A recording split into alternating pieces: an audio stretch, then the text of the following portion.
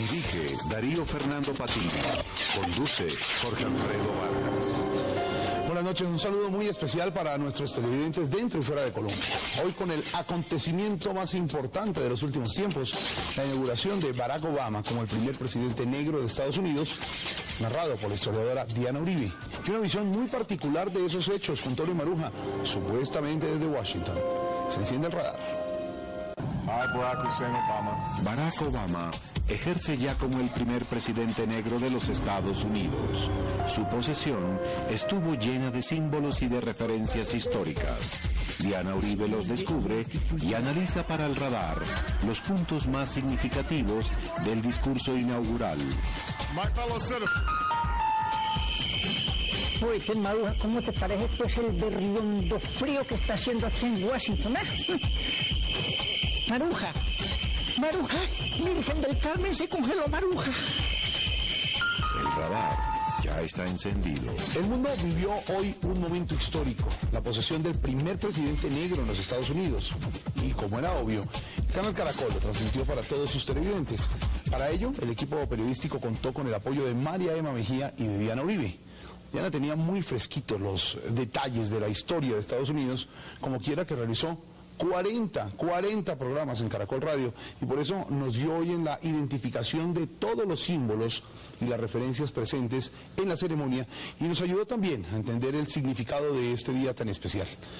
Pues muchas personas nos dijeron que querían escuchar algo de ese relato, y por eso le hemos pedido a Diana que nos acompañe nuevamente. Diana, gracias por atender la invitación. Buenas noches, muchas gracias. Bueno, le propongo una cosa, vayamos por partes. Primero, los símbolos de la posesión de Obama. Muchos símbolos hoy, ¿no? Muchos símbolos. Primero, Lincoln. Lincoln tutelando toda la posesión. ¿Por qué Lincoln?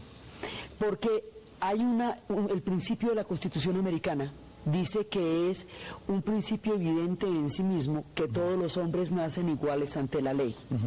Y resulta que para poder armar la nación de los Estados Unidos, el tema de las comunidades negras y la esclavitud en el sur no se abordó en su momento, porque si no, no hubieran podido lograr la unión cuando crearon el país. El presidente Lincoln es el primero que dice que es inaceptable que exista un principio de igualdad ante la ley y que ese principio no se aplique para los miembros de las comunidades negras. Una cosa dice la ley y otra que no se cumpla. Sí, digamos, pero o que se cumpla solo para unos. Ya.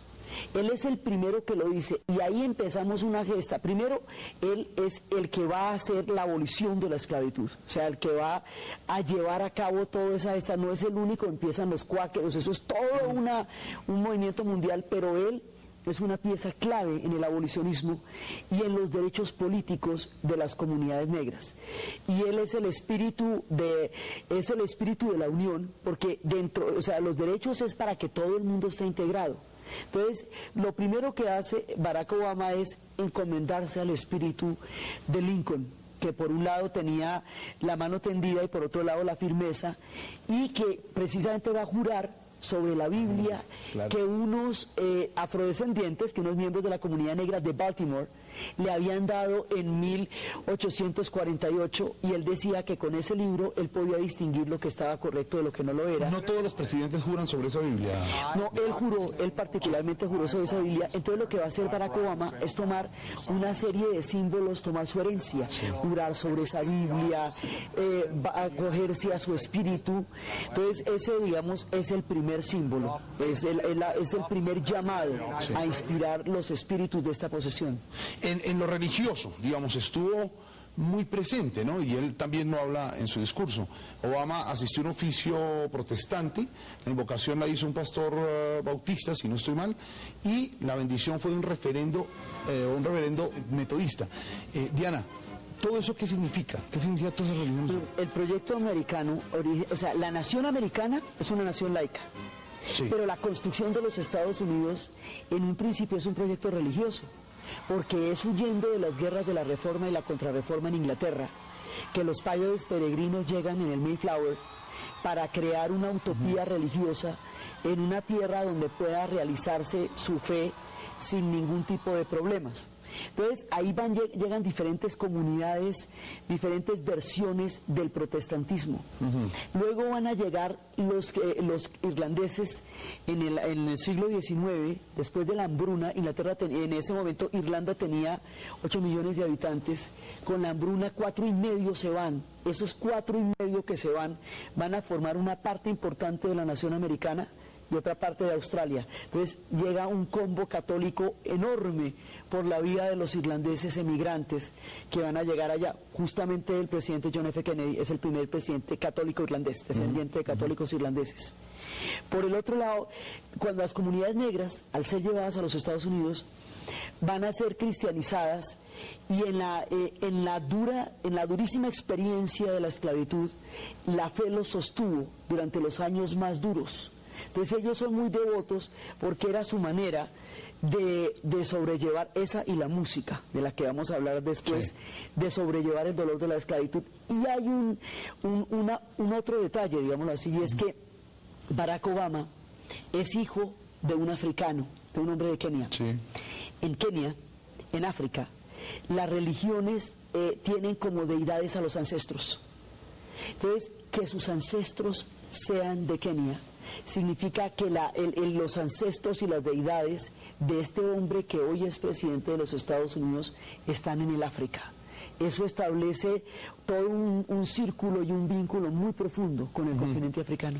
Usted habla de Kennedy, antes de ir con la música, que es un tema que también tocó muy bien Diana hoy en la transmisión. Usted habla de Kennedy y faltó hablar de Martin Luther King. No, pero de Lincoln, esos dos personajes. Está Lincoln. Sí. O sea, después de Lincoln viene Martin Luther King. Sí. Martin Luther King es el que va, inspirado en el ejemplo de Rosa Parks, cuando ella se niega a darle el puesto a un blanco en los buses segregados. Estamos hablando de un sistema que se llamaba el Jim Crow System, un paquete de segregación institucional en el sur de los Estados Unidos que se montó en 1896 cuando las tropas del norte se retiraron, y que mantuvo a las comunidades negras bajo la consigna de separados pero iguales, en un estado de segregación en todo: colegios, bancas para parques, tomas de agua, todo, restaurantes, todo. Entonces, a partir del acto de Rose Park, el reverendo Martin Luther King entra a liderar los boicots que se van a hacer por la desegregación de los buses, y toma las ideas de Gandhi y la espiritualidad de su pueblo y dice: los fines y los medios no son separables, no pueden existir grandes ideales y ruines métodos. El fin de la no violencia no es derrotar al enemigo, es avergonzarlo, ponerlo de manifiesto ante su propia injusticia. Si mis fines son justos, eso se tiene que ver por mis métodos. Es en los actos donde se demuestra la justicia de mi causa. Entonces él dice: un hombre no puede desobedecer, no puede obedecer algo que lo lesiona, y en eso se inspira la herencia de Henry D. Thoreau, que es el que inventó la teoría de la desobediencia civil. Y con eso, con la fe, con esta fe, como decía él en su discurso, con esta fe, el hombre marcha. Esta gente va cantando y cantando, desegregan el sur de los Estados Unidos, desegregan las cafeterías. Entonces él es el que lidera e ilumina la gesta. Y el presidente John F. Kennedy adquiere un compromiso total con el apoyo a los derechos civiles y con el voto negro. Ellos no podían votar porque al voto se le puso un impuesto que no podían por ingresos tener, y un test de alfabetismo que por la segregación de los colegios no podía pasar. Kennedy se la juega, y cuando le digo que se la juega es porque la bancada demócrata del sur, los llamados Dixiecrats, Dixie se llama todo lo que es del sur por una línea que se llama la línea Manson-Dixon, que separa los estados del norte de los del sur. Entonces estos Dixiecrats, los demócratas del sur, eran totalmente reacios a los derechos civiles y encarnaban un racismo feroz. Contra ellos se enfrentó abiertamente el presidente John F. Kennedy para apoyar los derechos civiles, y su hermano Bobby, cuando se presenta James Meredith a la Universidad de Mississippi y lo rechazan por negro, él hace que lo admitan y manda a la Guardia Nacional para custodiarlo por 1 hora de clase. lo que generó 10 horas de disturbios por el derecho de un miembro de la comunidad negra a tomar una hora de clase en una universidad. Es muy importante ver todo esto, saber que los linchamientos eran legales en 1960 en el sur de los Estados Unidos. Aquí nomás, esto no estaba penalizado. Claro. Cuando Truman en el 47 trató de penalizar eso, no pasó ni a segundo debate. Hay que saber que les aplicaban ley de fuga, que quemaban cruces frente a las personas blancas que no eran hostiles con ellos. Hay que saber de dónde vienen para saber lo que significa la gesta histórica que culmina con Obama. Entonces, los personajes, sí, desde el poder, Lincoln y los dos Kennedys y Lyndon B. Johnson, que mantiene la fidelidad al compromiso que había adquirido John F. Kennedy. Y Martin Luther King desde el pueblo, Martin Luther King, y una inmensa cantidad de mártires, de mucha gente que estuvo con él, desde las 4 niñas que van a ser bombeadas en Birmingham, toda la gente por los derechos civiles, Viola Lucio, James Merritt, mucha gente que estuvo marchando y cantando para lograr el milagro de desegregar por la fuerza de la fe el régimen de racismo del sur. Hablando de cantar, la música, lo que vimos hoy, lo de Aretha Franklin, es maravilloso. Maravilloso. Pasa lo siguiente, las comunidades negras, cuando llegan a los Estados Unidos, primero que todo, las comunidades negras son las únicas comunidades que no llegan a los Estados Unidos buscando el sueño de la libertad. Ellos eran libres en África. Ellos fueron llevados como esclavos. Por eso era que Malcolm X decía: nosotros no llegamos aquí en la Pinta de la Niña y la Santa María. Nosotros llegamos encadenados, deshidratados, para ser vendidos. Entonces, a ellos les quitan todos sus nombres, sus dioses, su cultura, todo. Lo único que les queda para sobrevivir la tragedia es la música. La música, entre otras cosas, porque en África cada pedazo de la vida cotidiana de un africano está musicalizado. La música es la relación con el cosmos. Entonces ellos llevan la música, ¿sí? Cada pueblo tiene una interpretación distinta de la tragedia. ¿Sí? Los Yoruba llevan el guaguancó y llevan el son. Los bámbara, la gente de Mali, lleva el blues. Entonces la música se desarrolla entre ellos y es lo que les permite ser. Después de la marcha de los derechos civiles, hay un momento en que un personaje llamado Stokely Carmichael dice: está muy bien que cambiemos las leyes, pero si seguimos teniendo una mentalidad de esclavos, si no nos respetamos nosotros mismos, no vamos a poder, ninguna ley nos va a liberar. Entonces van a construir un sentido de propia valía. Ese sentido de propia valía tiene un nombre que se llama el poder negro. Ese es un movimiento político y cultural, Black Power, que tenía el símbolo del puño cerrado. Ese movimiento tiene una banda sonora, si usted quiere, un soundtrack, porque ellos estaban cansados de que los blancos cogieran su música, la blanquearan, hicieran billete con la música de ellos, y ellos fueran los inspiradores anónimos de los ritmos que todo el mundo bailaría. Entonces empiezan a hacer estudios completamente para comunidades negras, para lograr una excelencia de música. Esos estudios, como la Motown, como Stax, de eso va a salir un movimiento que se llama el soul, la música del alma. Y de ese movimiento donde sale Diana Ross, Marvin Gaye, una cantidad de gente, de ahí la reina de ese movimiento es Aretha Franklin. Y ella tenía una canción que se llama Respect, que es, las letras del soul generalmente son letras de amor, pero la connotación de la música misma es muy política, y esta canción de respeto, se volvió todo un himno en la época de la creación de un sentido de propia valía del poder negro. Tome aire mientras escuchamos un momento de Aretha Franklin.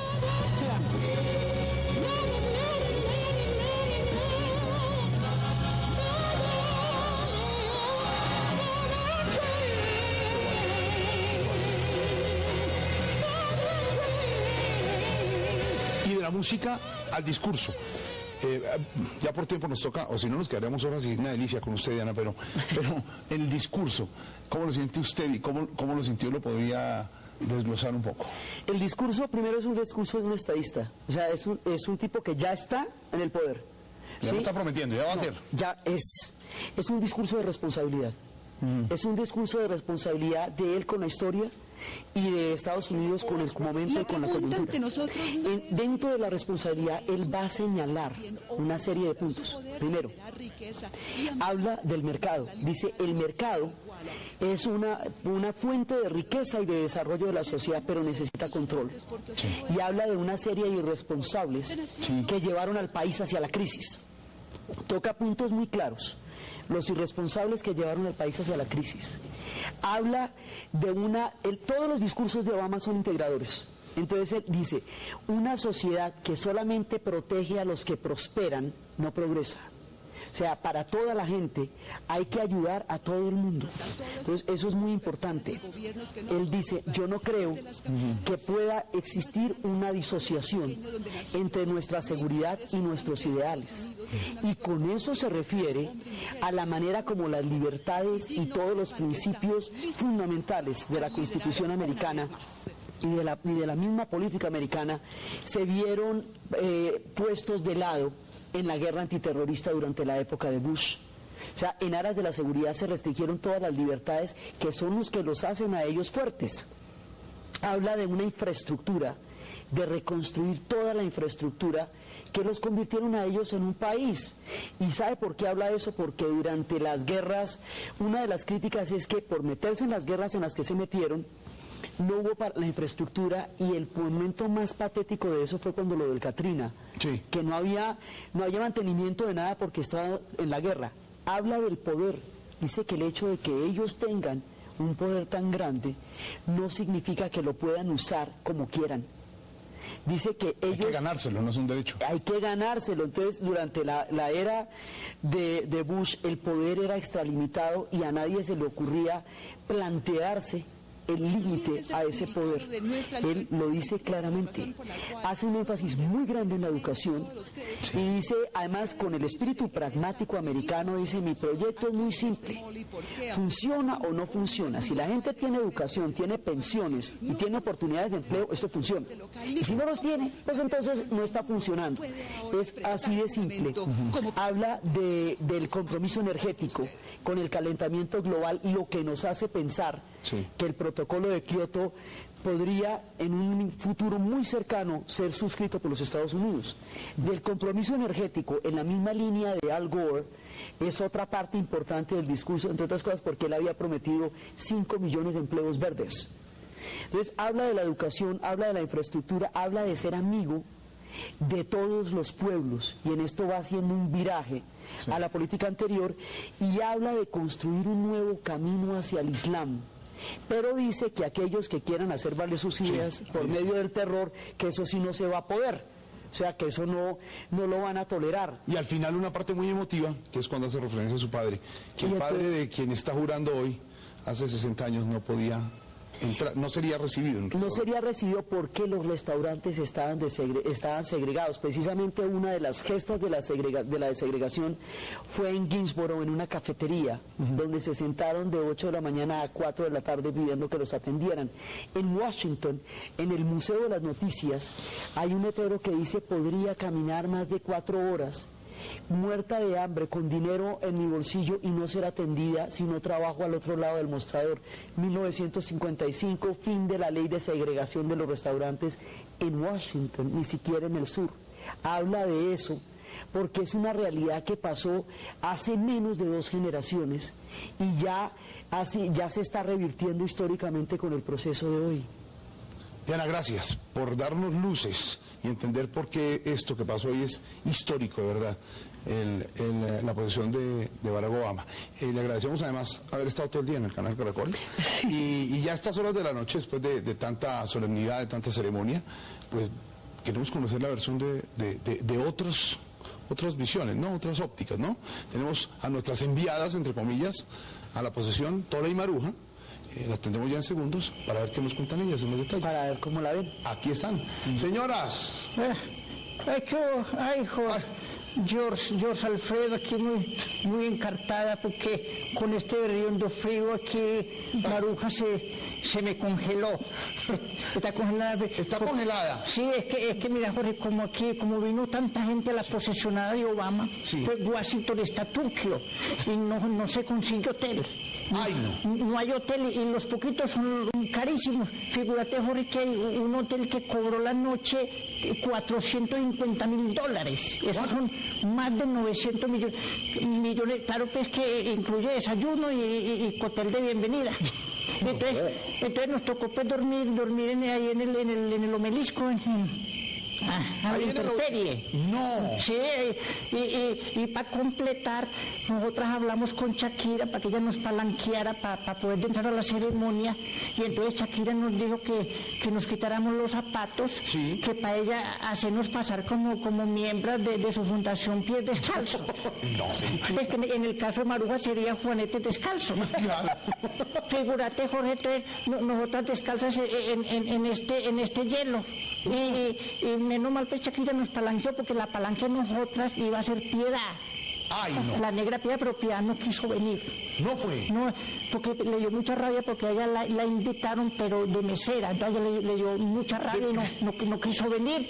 Pero bueno, afortunadamente pues con Shakira nosotros hablamos con Obama. Sí. Y le pudimos entregar un regalo que le trajimos. ¿Hablaron con el presidente ustedes? Sí, nosotros le entregamos un detalle que le trajimos. ¿Qué le porque llevaron? Como él es de Hawái, sí, entonces le trajimos un mondongo hawaiano, lo más de bueno. No, ¿qué es eso? Le íbamos a traer lengua hawaiana, pero la piña raja la lengua, entonces no. Claro. Entonces, Jorge, pues aquí estoy pues yo con... No, ¿está congelada, Maruja? Sí. Maruja está pues prácticamente congelada. Está más congelada que las relaciones de Colombia y Ecuador. Ven, Jorge, hazme un favor. Manda a comerciales aquí mientras yo trata de descongelarla. Descongelo a Maruja. Listo, sola. Yo me quedo aquí hablando con Diana Uribe. ¿O yo a Diana Uribe la alcanzó a ir allá? Diana, ¿qué hay, Diana? Un saludo. Esa Diana, como sabe, ¿no? Sí. Descongélela, vamos a comerciales. Esta Maruja ya está más congelada que los sueldos del radar, ¿no? venimos en segundos con toda la Maruja desde Washington. Ay, Diana. Está congelado en el frío. Entonces viene el obelisco. En el radar. Y estamos en el radar aquí, congelados nosotros dos, Diana, a ver si se descongeló Maruja. A ver si se descongeló Maruja. A ver, Maruja. Maruja, saluda a Jorge. ¡Ay, Lincoln Alfredo! Le logré descongelar la lengua, Jorge. Maruja, lo que te dije para que no me dejo congelar. Jorge, mientras Maruja se descongela, a ver qué te contara. ¿Cómo te parece, pues, que la gente está muy contenta aquí en Washington? Sí. Pero ya hoy se vieron los primeros brotes de racismo al revés. ¿Cómo? O sea, de los blancos, de los negros hacia los blancos. Eso es racismo al revés. Racismo al revés, los negros. ¿Cómo te parece que oímos a una enfermera negra que comentó, es que blancos ni mis zapatos? No. Sí. De todos modos, la gente fue muy contenta con Obama, pues, porque hay mucha esperanza. Sí. Están el mundo muy, sobre todo los hermanos cubanos, que no ven la hora pues de que Obama les quite el bloqueo, porque ese bloqueo pues es muy inhumano, porque figúrate, Jorge, que el pobre Fidel no se ha podido morir porque en toda la isla no se consiguen santos óleos. O sea que ese bloqueo es muy feo, muy inhumano. Claro. Maruja, ¿vos tenés algo que agregar? Sí, que los esperamos el próximo jueves en el Teatro La Guía Descalza en Medellín. Ay, qué bueno que te descongelaste, querida. Sí, y nos hablas de tu novio, don Enrique Convariza. Jorge, déjanos invitar a la gente en Cali para que vayan a un homenaje a don Enrique Convariza, el humorista. Sí, allá en el Teatro Jorge Sass este fin de semana, para que asistan y lo apoyen. Bueno, señora, se descongeló para eso, ¿no? Para eso claro, se descongela, ¿no? hijo. Listo, señora. Mire, la frase no la tengo hoy, la tiene por supuesto Diana Uribe, preocupado porque usted estaba congelada y no. Ay, una frase y una reflexión, me Diana. despertó para escuchar la frase. Ahí está, escuchen, ahí no se me congelen. En una de las transmisiones, en el momento en que Barack Obama fue elegido presidente de los Estados Unidos, dijeron respecto a toda la gente que estaba en el momento de la elección, hay personas, decía la transmisión de la BBC, hay personas que esperaron horas para ver a Barack Obama. Sí. Hay personas que esperaron años para ver a Barack Obama. hay personas que esperaron toda una vida para ver a Barack Obama. Señoras, abrazo, vuelvan rápido con esa frase. Ustedes esperaron 1 hora nada más. Pero ¿Cuánto tendremos que esperar para volver a hacer acá en el radar? Chao, señoras. Nos vemos el jueves en Bogotá. Adiós. Diana, muchas gracias. Muchas gracias por habernos escuchado. A ustedes, mil gracias y nos vemos mañana con más en el radar, porque el radar sigue encendido. Chao. Esa frase es...